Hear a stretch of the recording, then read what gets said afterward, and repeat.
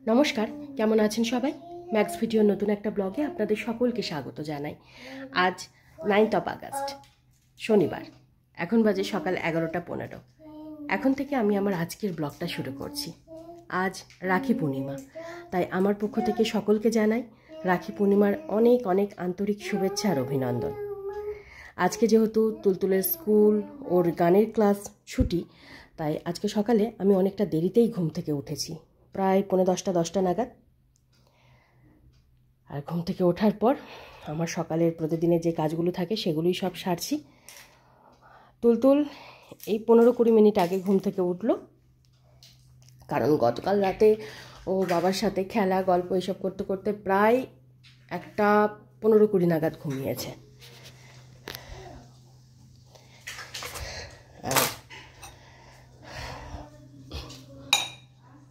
ঘুম থেকে ওঠার পর তুলতুলের প্রতিদিনের যে কাজগুলো থাকে সেগুলো তো সব সেরে নিয়েছে। এবার ওকে ব্রেকফাস্টটা করিয়ে দেব। আজকে আবার ধানিকে স্নান করাতে হবে, ওকেও স্নান করাতে অনেকটা বেলা হয়ে যাবে।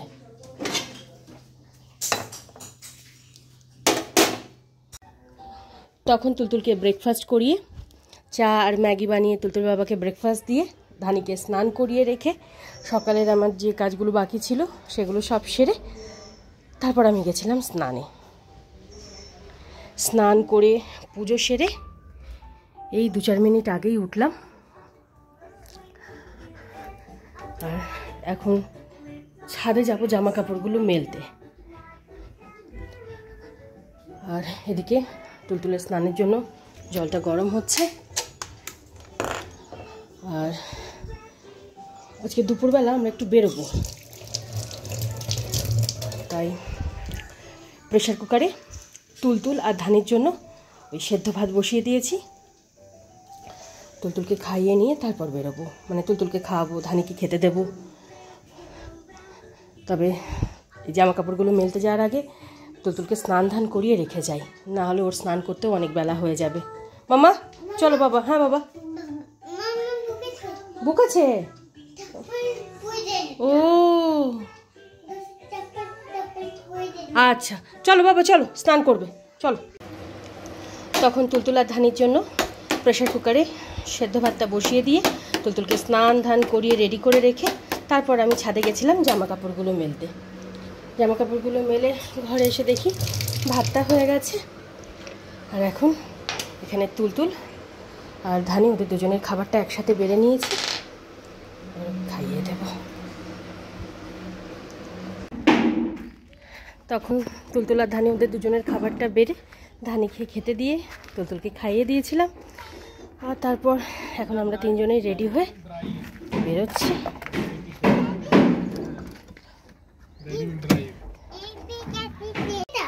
কোনটা?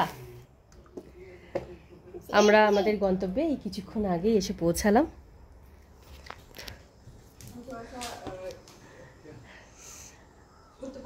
এসো।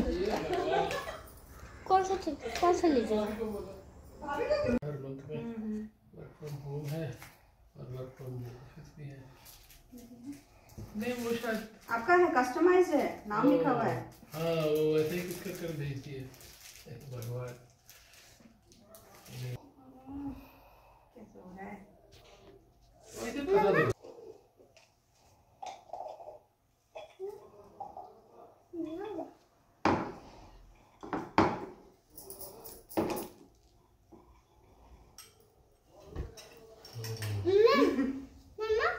हाँ बाबा। हाँ भाभी आई ना, आरती कर दूं। रसगुल्ला मिष्टी हम खिलाते तुमको, रुको। खाओ, हाँ खाओ खाओ खाओ खाओ। दो नहीं उसमें रखा जाता, एक ही। नहीं, ये इसमें रखो, ये दे दो। हाँ दो दो।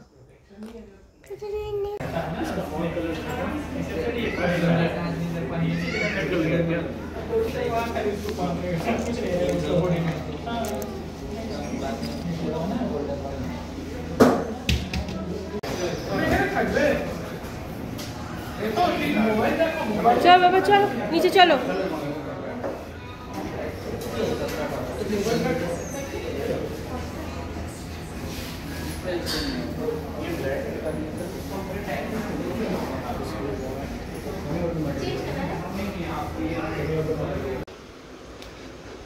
ইভিনিং।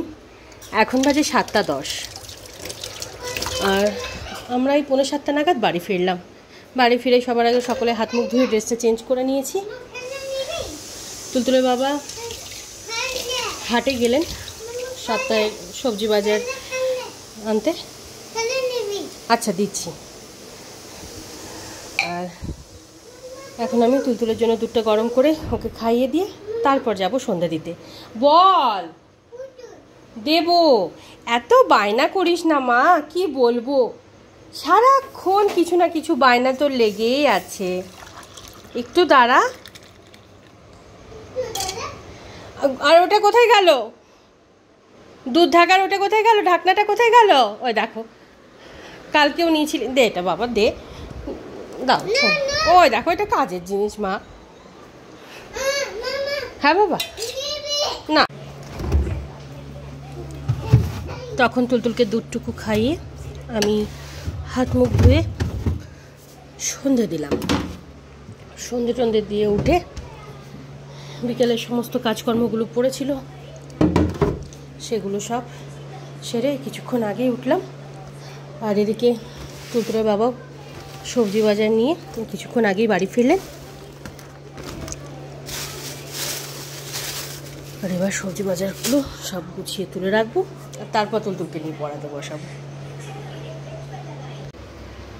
এখন বাজে 10:30 আর তখন আমি ব্যাগ থেকে সমস্ত সবজিপাতিগুলো বের করে জায়গা মতন গুছিয়ে রেখে তুলতুলকে নিয়ে পড়াতে বসিয়েছিলাম। পড়াতে বসিয়েছিলাম ঠিকই, ওই 1 ঘন্টা 40 মিনিট মতন যা একটু পড়লো। তারপর যেই বাবাকে দেখলো, ব্যাস পড়াশোনা সব মাথায় উঠলো। আর তারপর আমি ওর ব্যাগপত্রটা গুছিয়ে রেখে কিচেনে এসে রাতের রান্নাটা বসিয়ে দিয়েছিলাম। তবে গতকালকের মতন আজকেও আমার রাতের রান্নাটা বসাতে একটু দেরি হয়ে গেছে। যাই হোক, আমার রাতের রান্নাবান্না কমপ্লিট। রান্নাবান্না সেরে তুলতুলের বাবা ওদের দুজনের খাবারটা একসাথে বেড়ে নিয়েছি। আর আজকে রাতে রান্না হয়েছে অরহর ডাল আর রাতব চালের নিরামিষ খিচুড়ি, তার সাথে বেগুন ভাজা, পাঁপড় ভাজা আর একটু আলুর চিপসও ভেজেছি। আর ধানিকে ব্রেড দেবো খেতে, ওটা খিচুড়ি খাবে না।